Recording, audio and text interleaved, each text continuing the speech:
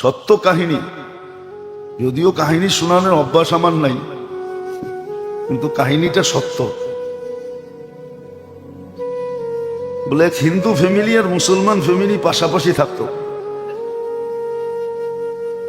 তো বাচ্চা তো বাচ্চাই হয়, ও হিন্দু বোঝে না, মুসলমানও বোঝে না, ঠিক না?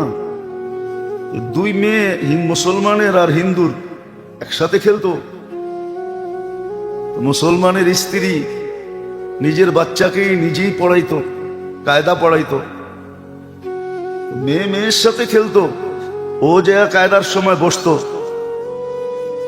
বাচ্চাদের ব্রেন খুব কি হয়, শার্প হয়। তো শুনতে শুনতে পাশে বৈশাখ শুনতে শুনতে হিন্দু মেয়েও কায়দা শেষ করে ফেলছে। তো মা যেদিন সবক দিছে, তো ও কোরআনের সবক নিছে।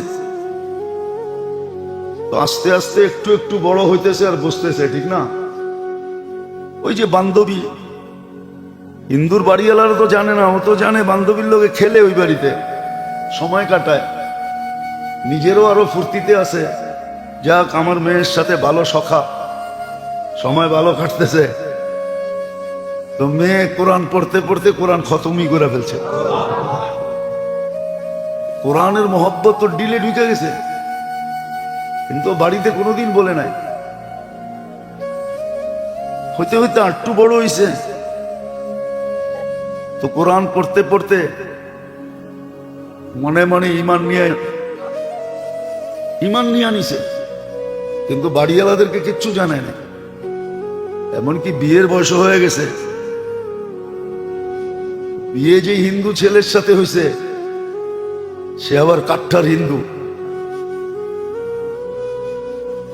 এখন মেয়ে তো লুকায় রাখছে, আয়সা ওস্তাদনির সাথে মশওয়ারা করছে, এই অবস্থা, আমি করবোটা কি?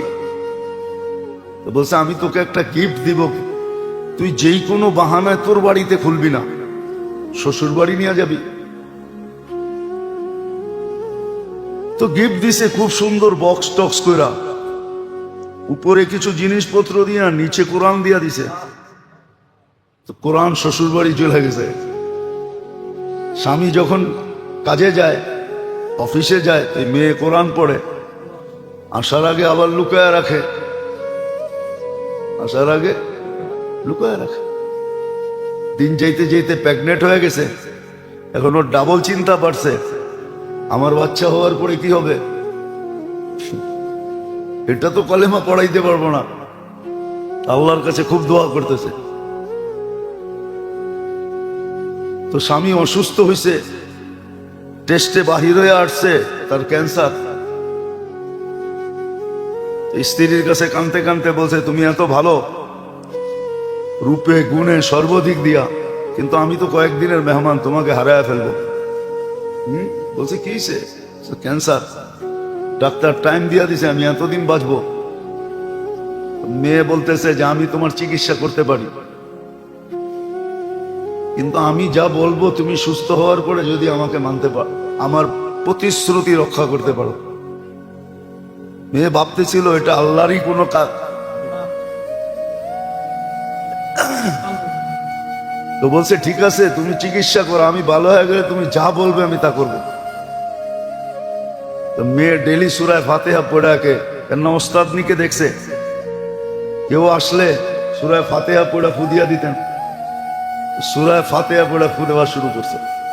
সূরা ফাতিহা তো সব রোগের শেফা, আমরা ব্যবহার করতে জানি না। হ্যাঁ, বন্দুক আছে, ট্রেনিং নাই, অথবা বন্দুক আছে, গুলি নাই, ঠিক না? বন্দুকও নতুন, গুলিও নতুন, আমার ট্রেনিং নাই, তো এটা চলবে কেমনে? আমাদের একিন নাই। তো সে সূরা ফাতিহা পড়া ডেলি স্বামীকে সকাল বিকাল ছাড়তো। তো সে জিজ্ঞেস করতো, তুমি ঠিক কি করো? বলছে, আমি তোমার চিকিৎসা করতেছি, তুমি আশ্বস্ত থাকো, তুমি ভালো হয়ে যাবে। তো মাস 2 মাস পরে যখন আবার টেস্ট করছে, ডাক্তাররা বলে, না, তোমার ভিতরে ক্যান্সারের কোনো কিছুই নেই। হইছে কিনা এটাও, হইছে কিনা এই লক্ষণও নেই। তো সে রিপোর্ট নিয়ে খুশিতে খুশিতে আসছে।